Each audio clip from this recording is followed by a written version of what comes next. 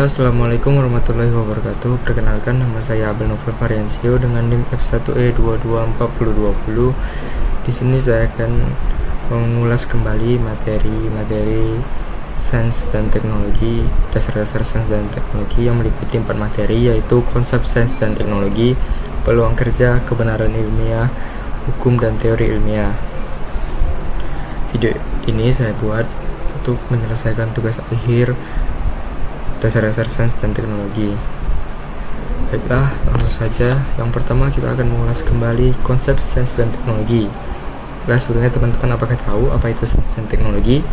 Mungkin kita sering mendengarnya, tapi kita tidak tahu arti rincinya. Baiklah, langsung saja. Apa itu sains? Sains berasal dari kata sains, artinya ilmu pengetahuan. Secara umum, sains adalah ilmu pengetahuan yang diperoleh dari suatu penelitian yang objektif dari pengujian menggunakan metode ilmiah yang bersifat sistematis dan logis. Berarti sains itu kita tarik garis besarnya adalah ilmu pengetahuan yang diperoleh dari suatu penelitian yang objektif, ya. Fungsi sains ada 4, yaitu pemahaman alam semesta, pengembangan teknologi, pemecahan masalah, menyediakan dasar pengambilan keputusan. Cabang-cabang sains yaitu fisika, biologi, kimia, astronomi, geologi, dan lain-lain. Kita masuk ke apa itu teknologi. Teknologi adalah upaya penerapan sains atau ilmu pengetahuan untuk menciptakan alat, sistem, dan proses yang memecahkan masalah atau memenuhi kebutuhan hidup manusia. Fungsi teknologi yaitu memecahkan masalah kompleks, meningkatkan efisiensi dan produktivitas pekerjaan, memperbaiki kualitas hidup, memfasilitasi komunikasi dan konektivitas, mendorong inovasi dan pengembangan. Setelah arti-arti tadi, dapat kita ketahui bahwa pengertian sains dan teknologi yaitu sains itu adalah ilmu pengetahuan, teknologi adalah penerapan sains itu sendiri. Berarti saling melengkapi, ya. Yang kedua yaitu perkembangan teknologi dari masa ke masa. Nah, zaman prasejarah itu masih alat batu dan baru penemuan api. Zaman kuno 3000 sebelum Masehi sampai 500 Masehi itu penemuan tulisan, teknologi pembuatan logam, dan Mesir kuno. Abad pertengahan 500 sampai 1500 Masehi, teknologi pertanian, kaca pembesar, bola dunia, dan navigasi. Revolusi industri dari 1700 sampai 1800-an. Mesin uap, teknologi tekstil, kereta api. Abad ke-20 era elektronik dan digital, transistor, televisi, radio, komputer, internet. Abad ke-21 era digital dan revolusi teknologi 4.0. Kecerdasan buatan atau yang dikenal AI, ya. Cloud computing, smartphone, Internet of Things, IoT. Oke. Nah, kesimpulan dari materi ini itu sains dan teknologi memiliki hubungan yang erat dan saling mendukung. Keduanya bekerja sama untuk meningkatkan pengetahuan manusia dan mengembangkan solusi praktis untuk tantangan global. Dengan terus mengembangkan pengetahuan dan teknologi, manusia dapat mengatasi masalah global dan menciptakan masa depan yang lebih baik. Memahami konsep sains dan teknologi adalah kunci untuk menghadapi tantangan masa depan dan memanfaatkan peluang dalam berbagai aspek kehidupan. Ya, jadi sains dan teknologi itu sangat penting. Seperti yang kita lihat tadi, perkembangan teknologi dari masa ke masa itu zaman prasejarah alat batu penemuan api, tapi semenjak berkembangnya zaman, kita sudah bisa mengembangkan seperti laptop, AI, dan mungkin bahkan nanti robot. Jadi kita pernah menggunakan robot, ya, kita tidak tahu, kita saksikan saja perkembangan teknologi ini. Oke, lanjut ke materi selanjutnya, yaitu peluang karir bagi lulusan teknik elektro. Oke, langsung saja. Nah, teknik elektro itu adalah bidang yang memiliki peran penting dalam berbagai sektor industri. Fokus utama mempelajari prinsip-prinsip dasar dalam ilmu fisika dan teknologi yang diterapkan pada sistem kelistrikan, elektronika, dan perangkat lainnya. Nah, Apa sih skill yang dimiliki lulusan teknik elektro? Yaitu kemampuan analisis dan problem solving, pemahaman mendalam tentang sistem kelistrikan, elektronik, dan sains dasar, kemampuan dalam menggunakan perangkat lunak, teknik, dan teknologi baru, pemahaman tentang regulasi dan standar keselamatan industri. Nah, pilihan karir untuk lulusan teknik elektro juga banyak.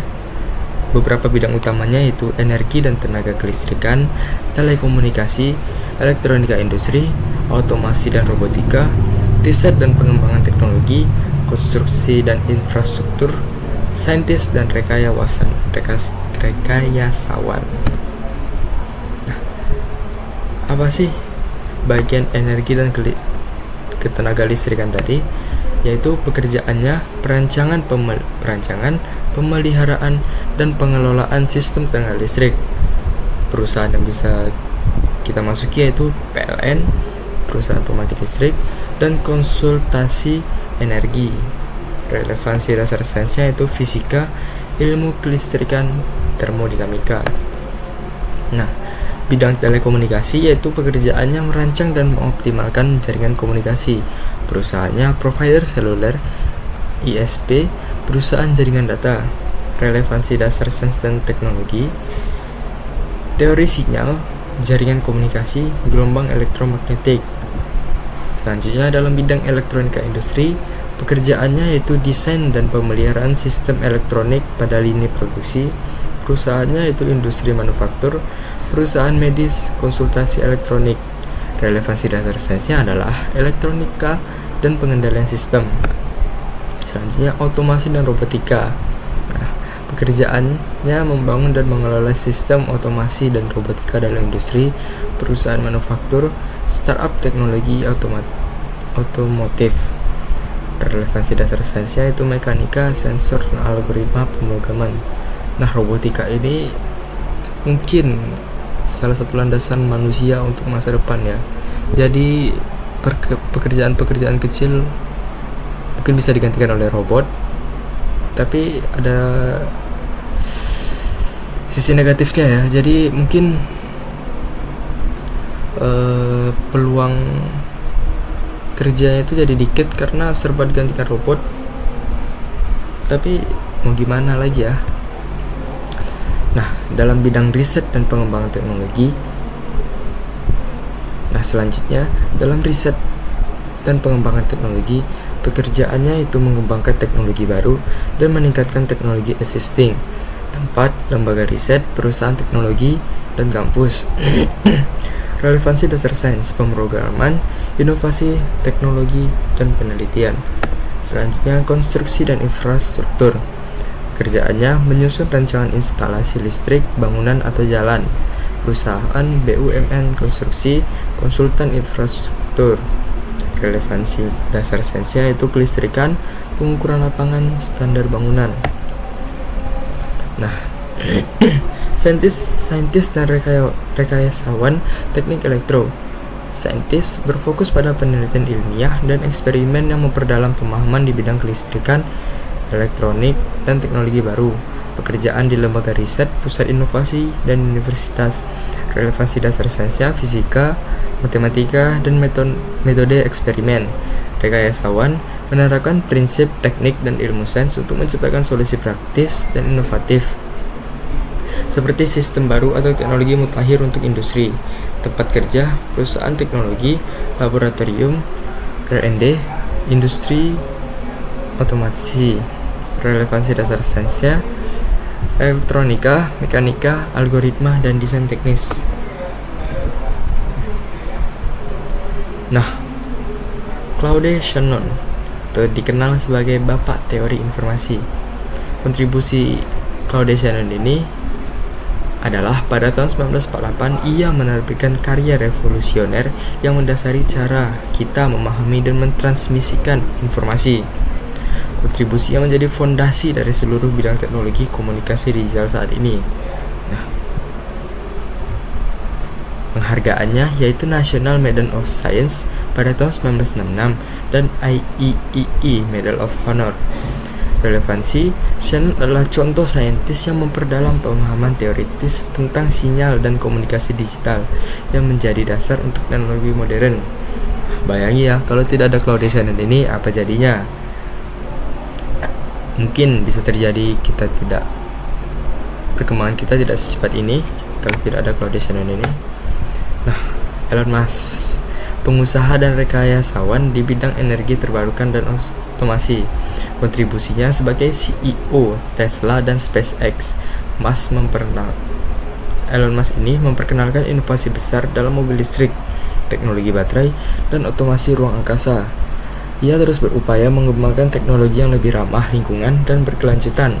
Penghargaan Axel Springer Award pada tahun 2020, Royal Aeronautical Society Gold Medal pada tahun 2012.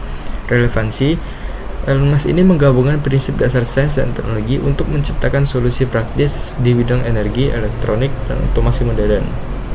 Wow, menakjubkan ya.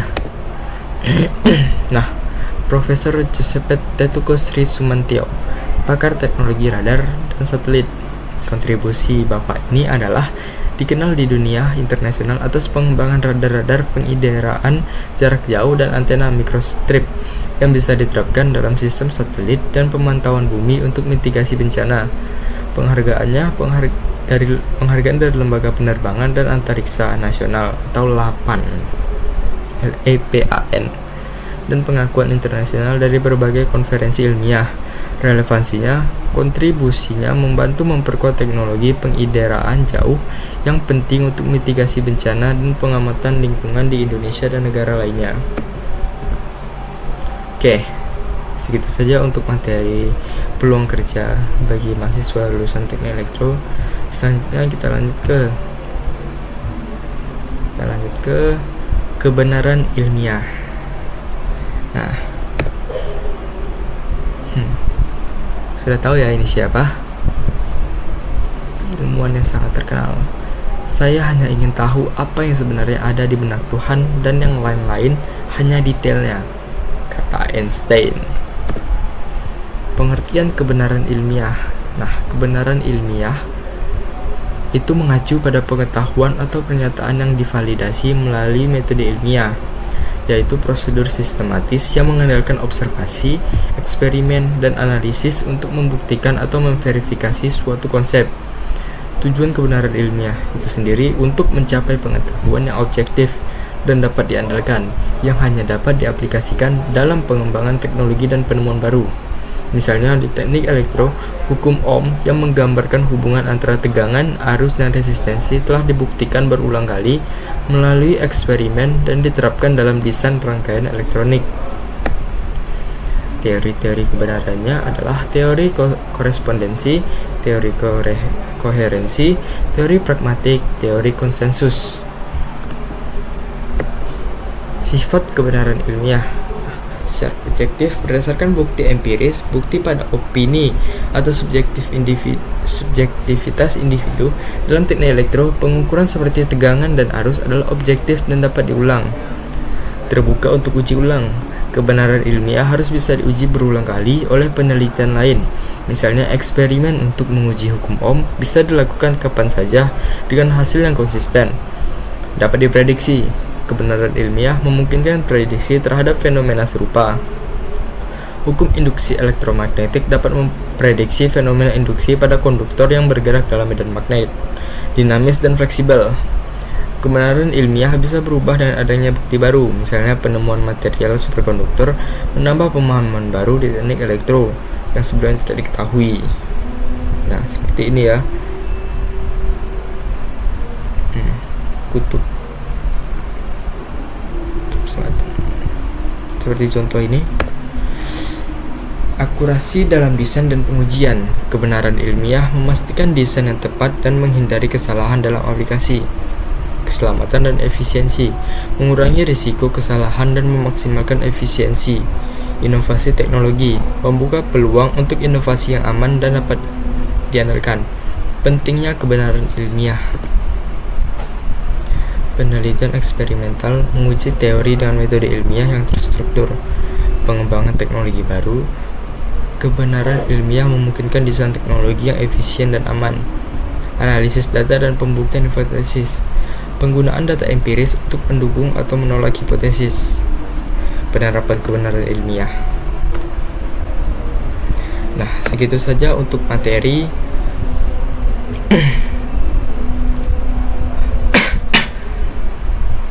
Segitu saja untuk materi.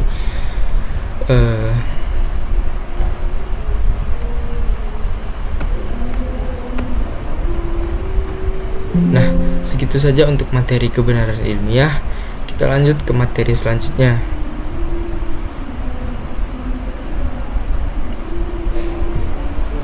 Hukum dan teori ilmiah.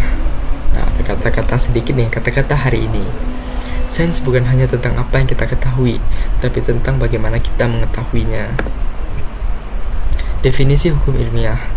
Hukum ilmiah adalah pernyataan berdasarkan observasi dan eksperimen yang konsisten, menjelaskan pola atau hubungan yang teramati di alam.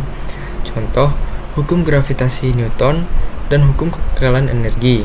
Ciri-ciri bersifat deskriptif dan berlaku universal.